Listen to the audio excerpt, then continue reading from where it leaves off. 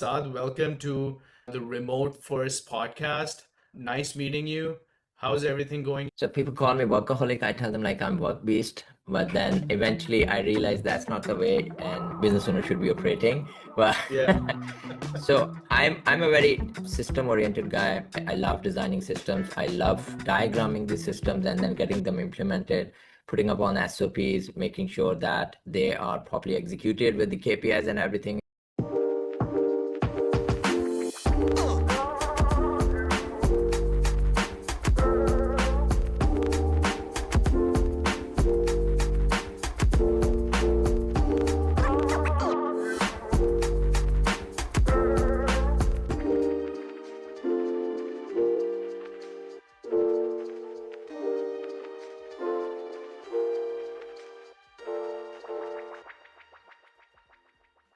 All right. So Saad Munir is a really, really great friend and a fellow agency owner, runs an amazing product business selling MMA, boxing equipment all over the world. He's got his own warehouses. We usually don't get business, we don't get people who are already that high up, like doing close to $50 million in annual revenues.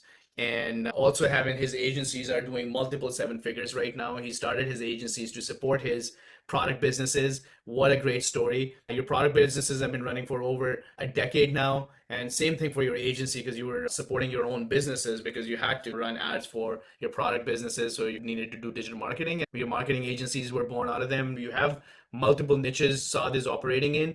But one of the most important one that I saw was HexaClicks, his Yeah. main agency, which is also now supporting a big part of their agency revenues coming from supporting other agency owners. Saad, welcome to the Remote First podcast. Nice meeting you.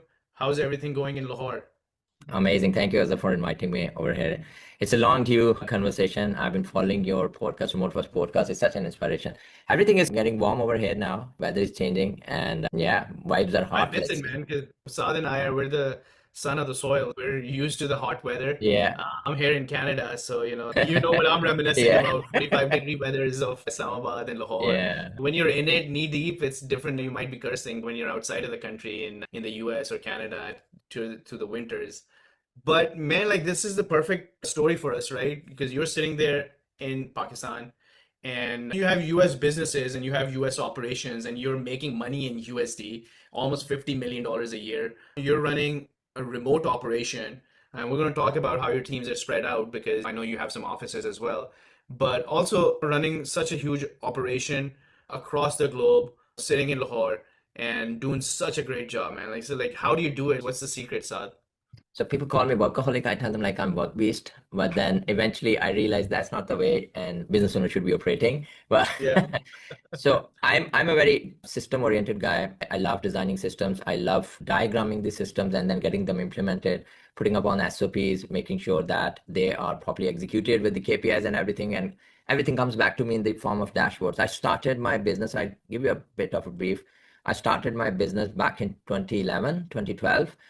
At that time, I started with this brand, boxing gloves. We thought we can make boxing gloves in Pakistan. We have leather products and the fastest export sports Soccer balls are made in soccer ball Pakistan, from I think the best Sialkot. quality ones, Yeah. yeah. And then a lot of other sports are being manufactured in Pakistan, Sialkot. So I was like, let's start with the boxing gloves. I start with a website. I hired a couple of guys, and I thought if I start getting orders, I can actually ship them from Pakistan. And then eventually I started to have a need of digital people. At that time, SEO was in the game. Google Ads, Facebook Ads wasn't that much popular for us, at least. Mm. So we started with SEO. I hired a couple of guys. We weren't that much money-wise or expanded. So I thought to support my digital team, I should hire some clients. So the first client I got was an agency, and I was like, yeah, why not? So he said, I have a couple of more clients. Would you be able to do white label for us? I was like, yeah, why not? We can do white label for you. And Mm. since we are sitting in Pakistan, he was trying to figure out the cost benefit analysis. And he was like, all right, you guys have expertise, you guys are affordable, so let's go with that. I was happy because I am going to spare some hours of my team for that client's projects Mm. while they can also work for my project as well. Eventually things start growing up, my team starts expanding as well. On the both side of my businesses, I keep hiring more clients and then I keep finding more customers for my boxing. So two shifts at the same time I said. Eventually we come to the point where we officially launched HexaClicks in 2016, and we call it like a white label digital marketing agency for agencies and coaches. And then we started as an e-commerce agency in the start because we had an own manufactured brand that we were running successfully. It was at that time in 2016-15, we were already a seven-figure boxing and fight sports brand. So we understand all the ins and out of e-commerce. We started with an e-commerce white label agency. We worked with a couple of big agencies. Eventually, by 2019, I started learning more about niching down and not having being a generalist agency. But I was like, how can I not be a generalist agency when you are an agency provider? And then by 2020, I stumbled upon on Josh videos and I was like, seven-figure agency. I never thought about to be a seven-figure agency. And then his framework and everything, I joined his course, I joined his program. I was in Pakistan, I joined online. And I saw you over there. You were the second Pakistani I was there. I was like, okay, I'm in the right direction probably. And then I followed his footprint, I followed his framework, I followed his whole strategies. I niched down to only local businesses. So only agencies who are dealing in local businesses, home services, lawyers, dentists, anywhere but a local business in US and Canada only. We thought that's our niche. We will be focusing on that. We will not be going after corporates. We will not be going after e-commerce. We will not be going after influencers and creative companies. And once we niched down, at that time, I also stumbled upon on a point of view, like I should have my own agency as well, following the framework. So we started with the repair industry and mobile repair. And when we started with the mobile repair, we started really good on that. And then we started with the home renovation as well, because we have the team, so why not? And I was of the view, okay, I'll niche down, but I'll multiply the niches. Yeah. Whatever will work, I will scale it up. That was a bad idea initially, but eventually I figured it out. Two agencies I can run together, and the third one will be the white label. Eventually, we scaled up our repair agency to seven-figure, and we were very happy with that. But then we saw a lot of third-party repair ad and advertising on Google, which was like the 90% of the lead generation source for these repair shops, small mobile repair shops, goes blacklisted by Google because they stopped allowing overnight. Yeah. They gave warnings first, and then overnight they're like, you're not allowed account disable. So many clients, we have to shift them to Meta, and Meta, when you have a mobile repair urgency, you go on Google, you just type in, you click on the ad, you don't wait for a Meta ad to be shown, and you was like, or you don't recall you saw a Meta ad for a local mobile repair shop. So that was an issue. So SEO was doing good. So we shifted completely on SEO. SEO is one of our strengths. Search engines were one of my strengths. So eventually we moved into funnels for our home renovation agency.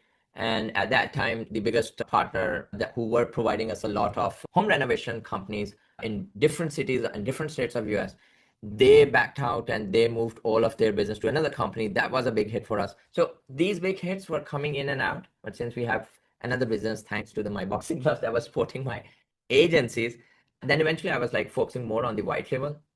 And then we focused more on the white label.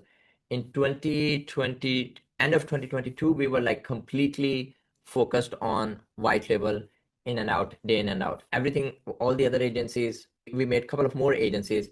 Some of them scales to 10,000, some of them scales to 5 grand, some of them scales to 30 grand. So this agency, white label, we particularly focus a lot and we grew it up. We partnered with a lot of agencies. So any agency who is looking for fulfillment service in SEO and all the digital marketing and AI automation, we provide that. So that's how mix of two Man, both. that's a story, Yeah. right? Like I can Yeah. see so much of the entrepreneurs in myself and our friends are the same stories, right? I remember the time that when you and I started with Josh Nelson's program, I was as excited as you were. No wonder that you launched so many different agencies, because and that's what the coaches are telling us at that time exactly, that hey, do one thing. And that's the hardest thing to do, because it's True that. almost like you've been given a key and you're like a kid in the candy shop and you want to do this. I signed at the same time that you're talking about when I started. I had a client at that time who was a flooring company, very good friend of mine. So I went and signed a contract. We started a company. There was another property management company that was a great friend of mine and client. And I've seen these businesses scales. I've helped them. I knew their marketing inside out. And we launched companies already. I'm like, guys, I got this. You just come in as a partner, as the expert of the niche, and we're going to launch this agency. But needless to say, I didn't even launch those agencies, right? Like I gave up because RepStack kind of took over my life. But that's the biggest lesson, that early on, if you can just let go of your ideas. I know you got great ideas, but look at Saad, right? Saad's got his product business and he's got his one agency now. Yeah. It's simple. And that took Saad you to get to that point to 20 years, right? It's a journey. Yeah. We've been there. All of us go through that. And I think we entrepreneurs made like that. We get excited about all the business ideas that we see around us, that, hey, I can solve this, I can solve it. Yeah, we can solve this. But we don't have the capacity to solve it. We're not being fair to our other businesses, I feel like. And then True. the more you can just get to the point of just doing that one business really great, then you're going to find other businesses in your flywheel, like your HexaClick is a big flywheel business, I Yeah. feel like, Yeah. where, you're supporting your other $40 Main million businesses. Yeah. businesses, True product that. businesses. And then it kind of also generates its own revenue now. What a great flywheel business. So you want to have flywheel businesses. And I think HexaClicks and SaaS product business are a great example of that, that it's fulfilling a need, but now it's taking its own clients as well. And So one you more make thing, it. so one of the things that we realize over the time is like when you're hustling without being coached, or when you're hustling without being niching down and focusing on one thing, the thing that you were saying, I say it's like sharp focus, not like laser focus. You have to be, entrepreneurship is all about keeping distractions away and hustling down on one focus. If you're Mhm. getting hustle in different directions, that's not a hustle, that's randomness. And eventually you will not end up doing everything or anything. So you have to do one thing. And for that, you have to have a very precise focus, goals, plans. And I believe many coaches preach on that. And that's what agency owners need to follow that for sure. Coaching is so super important, man. Yeah. I totally agree. And we miss out on this. It's like imagine that you're a basketball player and Mm, you have one of the best coaches who's working with you on a daily basis almost and getting you there, right? So they're only keeping this person focused on the basketball, right? They go, hey, let's go play dodgeball today or yeah. Yeah. soccer today. I think they do some of that in coaching, but the coach's job is to just keep you focused. Even when you True do that. personal training, right? I have a really great personal trainer. I love working out with him. It's like a crazy zone that I'm in when I'm on my workouts. When I have this guy who is a national level athlete Mm, who's way ahead of me and we're almost working out together, right? So it's like mm, a very different situation versus me just trying to wing it for years and years mm, and barely seeing any results. Either true. it's in the gym or your business. It's the same Mm, scenario, right? You get the mm, right coach in, it's going to put you on, like, true the that. trajectory changes so fast, it's not even funny. So if you have that 100%. opportunity to getting a mentor or a coach, invest in it, even if it's your last dollar, because that's what I did. My agency, like, it was like a $20,000-$30,000 agency at best. And I took that last bit of money on my credit card and I'm like, yeah, let's do this. And the rest is history. True. So make it happen. So that's great. So here's the follow-up question. Mhm. You're working with a lot of agencies now, and agencies are used to working remotely and globally, but they also have high standards. So Yeah. what's your like one non-negotiable when it comes down to delivering fulfillment for agencies that you just don't compromise on when it comes to quality and delivery of your agency services? So the scope definition is something that is very important. And when we define the scope, our quality checks all are bounded towards that scope. For instance, if some clients want aesthetically good website because the agency's clients need aesthetically good website and they cannot compromise on the aesthetics, for instance, they're not compromising on the branding, they're not compromising on the brand book. So we ensure once the scope is set up, we have very in-depth processes for each department, for each function, whether it's an SEO, whether it's a website design development, whether it's a Google Ad campaign setup. So we follow those things accordingly. Sometimes it's the deadline, sometimes they need good website within the deadline. So we follow those things within the scope. So once the scope is defined, that is very important. Once the agency owner defines the scope with their clients and they forward it to us, we ensure that we fulfill that scope properly, because without the scope we will be doing a random stuff. Sometimes they do not need a high-end website. If my team put up a lot of hours on that and they make the best website, best looking website, but they do not need that kind of a website, it's not their niche requirement, that goes way out of the scope. So scope is very important, and once the scope is locked, we ensure that whatever our client, who is an agency owner, have a binding on the scope, we follow that. And that's something that is really non-negotiable for us. And we make sure that we follow that. I think that's one of the easiest things, but not many people do it, right? So you overlook that, you're excited about getting a new client, you'll just get started, and it's just like scope creeps up and it's a nightmare. I Do think that. all of us agency owners have been there. So just locking it down really tightly, start of it, helps you deliver on that scope, and that's basically what we wanted, and now we're delivering on that. Because It's when the we are easiest thing. actually working for the agency, we are basically being part of their team. We are plugging in the fulfillment for them. So if they have committed anything to the client, we have to make sure the fulfillment and the commitment is properly fulfilled and delivered from our team. We cannot have a percentage of it not delivered, because that will be bad on the agency side. So we have to ensure that we understand the scope and we break down the scope into a lot of processes. I'm a very systemized person. I have designed my old departments, the foundations myself, and now my team takes over it, and they further extend the operations, they further extend the quality checks, they further extend each level of requirement understanding. How now when we have the cloud code coming in, Now when the Manus is here, now when all these AI tools are coming in, so new scopes are being added. So where we have to use the AI in each of the departments. Many agencies still do not want to prefer AI written content. Many are saying like you have to move on the AI content, speed up the work, and you do not have to involve humans and involve them as less as possible. So that's a challenge when you have two types of agencies, both have different mindsets, both have different visions. One is super AI friendly, one is like very AI skeptical and they're not moving out. So we have to define the scope and make sure our processes are so adaptive to them. So we fulfill them while making sure as an expert, because they hired us because we are an expert when they hired agency providers. So we have to make sure that we also coach them. What's the best strategy for them to moving So do you forward? have a scope onboarding Yeah. requirement that you have from all your clients Yeah. that they have to follow?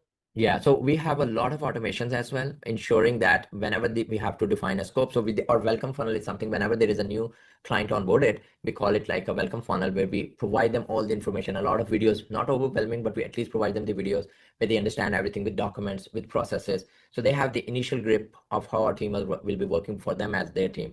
Now, the next step is once they onboard a new project, one project, two projects, some projects, they are just SEO projects. Some projects are the complete 360 solution, SEO, digital ad, Facebook, everything included. Some are just the email marketing. So whatever they are bringing in, we do not want our clients, which will be agency owners, we call them agency partners. We do not want our partners to be overwhelmed by filling out a lot of forms. So we have now added an AI solution where they can just go record their message, a small Loom video. Once they publish it to us, it will be automatically translated. All the relevant Slack channels are created, all the relevant docs are created, everything is assigned. Initial checklist is even assigned on the clicker. So half of the done of onboarding is through automation. And then human loop is added where they manually check and ensure the information is properly received by us. We still do not 100% rely on AI. So once that is done, it reduces a lot of time for onboarding a new project, because at one point of time, we as a white label, the biggest challenge for a white label agency is like we have to work umbrella and we have one funnel of coming all the clients projects. So at one time we were onboarding 12 projects every day from different agencies. So imagine the chaos if we do not have those processes aligned. Some of them are SEO, some of them are PPC, and imagine three different agencies onboarding three different SEO projects in three different niches on three different scopes. So that Oh yeah, needs to that be could get out of designed. control. Yeah. Easy. So operations and systems are our backbone. Without them, we Yeah. cannot like Especially when you're operate. servicing other agencies, right? Yeah, So yeah, agencies are already a hot mess, and if their fulfillment partner is not organized, yeah. it's never going to work. You have to True. be like exactly like HexaClicks is for you to partner with a service provider like that. So that's awesome. So let's shift gears a little bit. So I want to Mhm. come to the topic of teams and them being globally separated and still building out these multi-seven-figure, multi-million-dollar businesses. So what's your team setup like on the agency side? What's the head count and how do you guys do work every day? So we started with the typical approach of having an office, having everybody in there, having everybody tea breaks and having kitchen talks. We had Culture. the same culture and then eventually we realized we are having the talent deficiency. Why? Because of the physical location limitation, we cannot access to the talent on the other side of the city or from other cities. So thanks, blessing in disguise, COVID helped us a lot towards the work from home culture. And when we moved there, for 2 years, we had one small office and we had a lot of remote team. And then eventually we thought like we did a mistake kind of a thing. All right, let's have a beautiful office, like a Google style office. So I invested good on a huge office, a beanbag culture and coffee machines and pool and whatnot.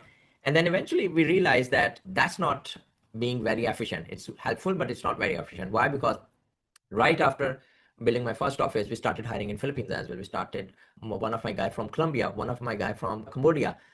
And I was like, that's probably not gonna work in long run. So we were actually going to buy our own land and build a 7-story in Lahore. It's a culture where you build a plaza over there and you have your own office, your own cool area, your own CEO full floor.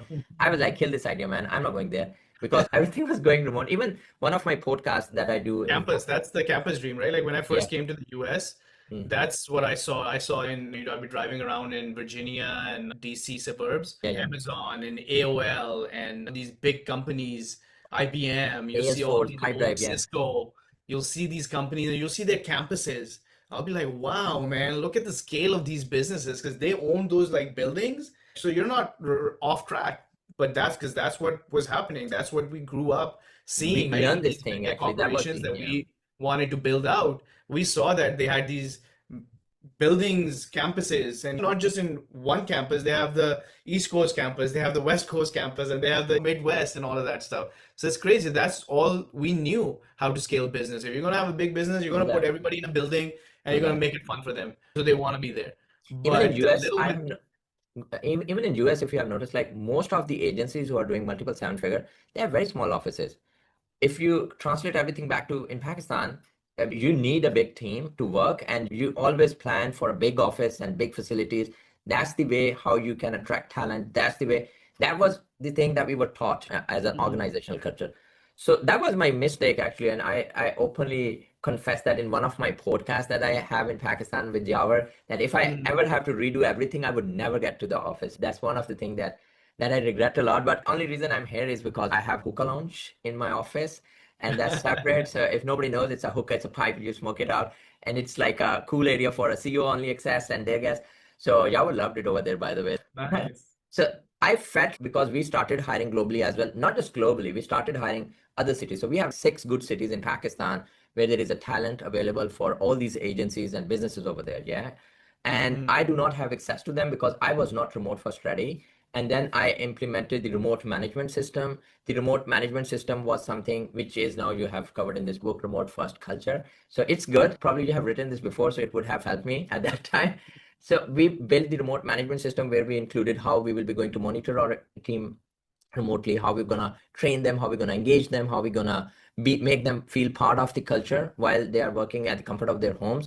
And we learned a lot from the rap stack. And when we start learning about you guys, like you are managing huge team, huge headcount remotely and successfully. So that was a motivation for us as well. Because initially I was under the impression that in Pakistan, obviously our culture is different. We have to have offices and everything. But seeing you guys was a big motivation for us as well. So now we have It three was an offices. easy win, man, because everybody else was on that office bandwagon and we're like, screw this. We're Yeah, going to try something else just because we were trying to save some money initially. true that. Plus, it was COVID time.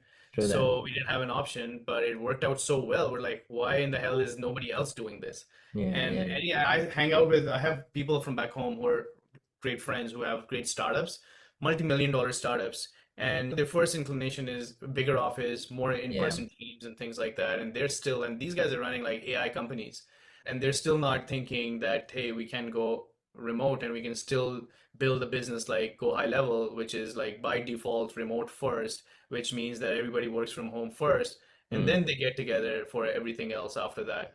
So if they can do it, man, and I think anyone can, it's a lot easier. I feel like just the talent retention, if you can create a great culture around remote work, you can attract more talent, you can retain better talent, and it's people are going like the remote workers online. They're like saying, "Yeah, I'd take a pay cut to take a remote Yeah. job Yeah. versus an office job and then make this one work better for me." So anyway, we can keep going on that. But here's another question for you. So Mm. you mentioned the work hours that you put in and all of that stuff. So like, how do you run everything that you do and avoid burnout? What's the secret there? So initially, my biggest mistake that I confess a lot after having an office or not having an office is working on the operations of the company and never working on the delegation system. So I was always the guy, I was always the leader where team comes in and they say, "Hey, we are stuck. Can you help with me?" And I was like, "Yeah, come to me. I'll help you out."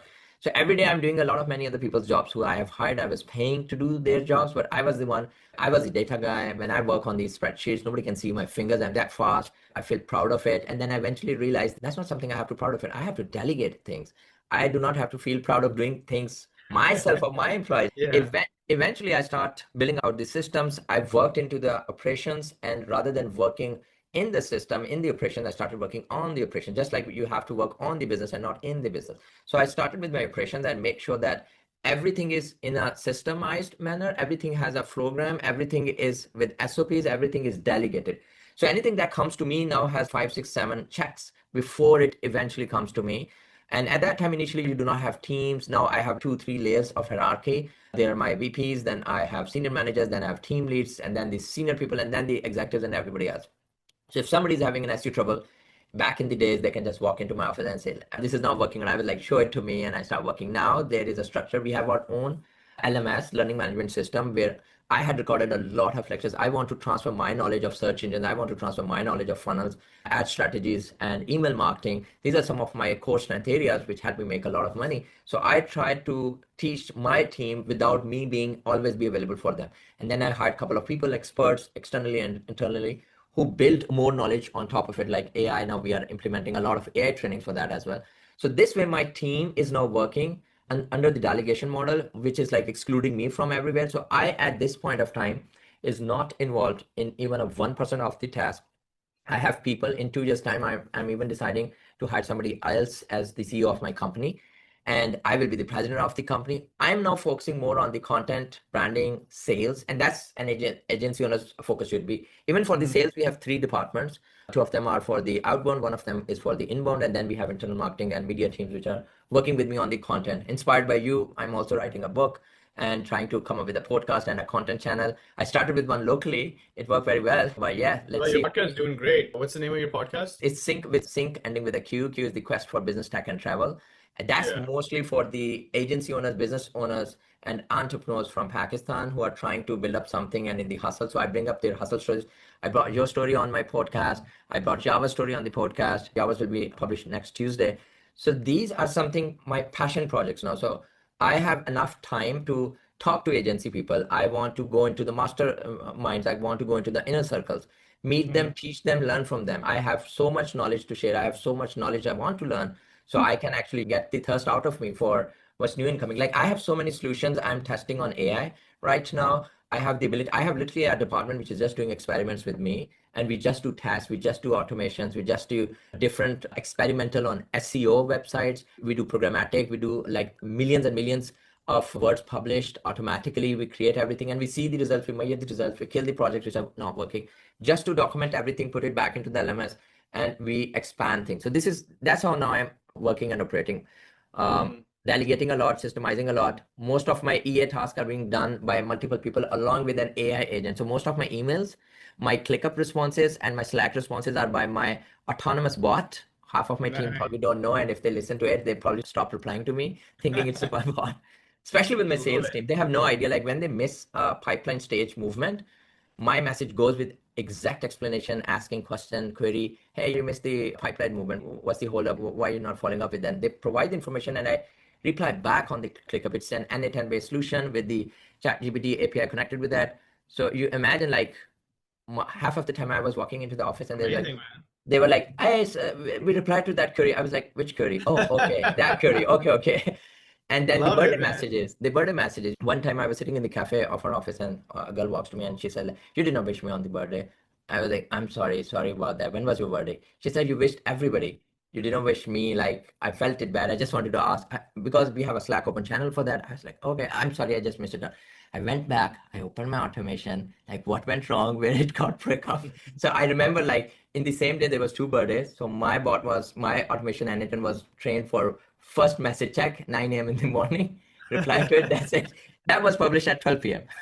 So I optimized it. No more unhappy Got employees it. now. Love it, man. So that's exactly what it is. You take off the stuff that burns you out, and Yeah, then you just do as much as the stuff that fulfills you, and you're never going to feel burnout. It's going to true be so that. much fun every single day. So you can see with Saad's excitement about his business, how excited he is. And now that he has more time because he's offloaded most of that stuff. What's the size of your team on the We, agency, Saad? we are 225 people. We have around 100 or around 100 on site, which means they are residing in the offices, and then everybody else is remote, 125 plus remote. Then we have And what another kind of teams 30. are in the office and what kind of teams are off-site? So initially it was a mix. 3 years back, it was a mix, like content writers were in office and off office as well.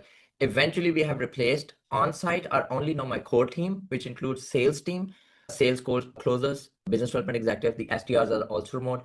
Then we have all the core managers, the team leads, like the SU team lead is in the office because I want to see my core team with me all the time. And everybody else who is in the execution departments, like SEO junior expert, SEO senior expert, they are remotely working. Also with the design, also with the dev department, email marketing, ads, and everybody else. So now we have the core teams in the offices and sales team, most of them in the offices, my management team in the offices, my leaders in the offices, but everybody else is. So if you want to work with me and want to work remote, you don't have to be the leader in the game. I will bring you in the office. But if you're the leader and you gotta do what you gotta do, that's a pretty good strategy. I like it. Like I'm gonna be back home and all my teams are back home, right? Yeah, So we're gonna have all my leaders come into the city and we're gonna try and work together for one yeah, week just from mm, the same room because yeah. it matters, It right? matters. So Yeah, we do these events and meetups and things like that more intentionally. You have to when you're a remote force like us. But if you're a hybrid model with Saad, I really like that hey, you can have your even you can, I don't know, like maybe what's the vision for the future? What's the team size going to be? And how many of them are going to be in office and how many are going to be offsite, say 5 years from now? So, so what we are thinking is like in next 18 months, we have an aim of onboarding another 100 agencies. That means on an average, we get 5 to 10 projects from each agency. Some of them give us 20 projects. Some of them give us like 2, 3 projects. Some of them are startup agencies. Some of them are like big agencies who want to plug in extra bandwidth. So in that perspective, we have to add additional like 100 or 125 more resources in the execution phase. That means these will be the team who will be mostly doing a lot of work. And then on top of that, we may have to add another layer of the team lead. We see 100 agencies added. We see another 100. That's the exact ratio, 100 agencies to 100 employees, because they have multiple projects. So multiple team members can deliver those projects. But nice. remote will be the approach. Why? Because we are packed up. We have to pick up our pool table from here, and everybody was not happy. That's good. I'm going to have to come down and visit your office how For everything sure. is going. Yeah. Because, yeah. Yeah, it sounds very exciting. Sounds like a very happening place. And that's what you want to do. Like when you're in the same place, it better be with intention. You better be wanting to be there. Yeah. Because there's no point in God's got 300 employees and he's got his best people with him. If you're not the best, if you don't have that mindset, if you're not running at the speed that Saad is running, there's no point. You might as well not show up there. Like this, I 100%. can imagine it's a high achiever dream to be at your office right now in Lahore, Pakistan. So congratulations, Saad, Thank man. you. This has been a pleasure. Really nice catching up with you. Congratulations on all the success, making a point that things can be built if you get level playing field. And one of the great equalizers after the AI these days is the opportunity for us to work remotely, learn from the best in the world, have access to. Saad has the same access to. I'm here in Canada and Saad's in Pakistan, and we have both the same coach for our businesses. And 100%. you can see his trajectory. It's been phenomenal. So having access, this world globe is becoming really short, small, congested, sometimes hard to travel these days. But the models like what HexaClicks done, I think it's unbeatable right now. That this episode helps you make the next moves for yourself and how you're going to be working inside your agency and how you're going to be hiring in the future. 100%. 100%. Thank you Thanks, so much. Saad. Appreciate it. 100%. Thank you so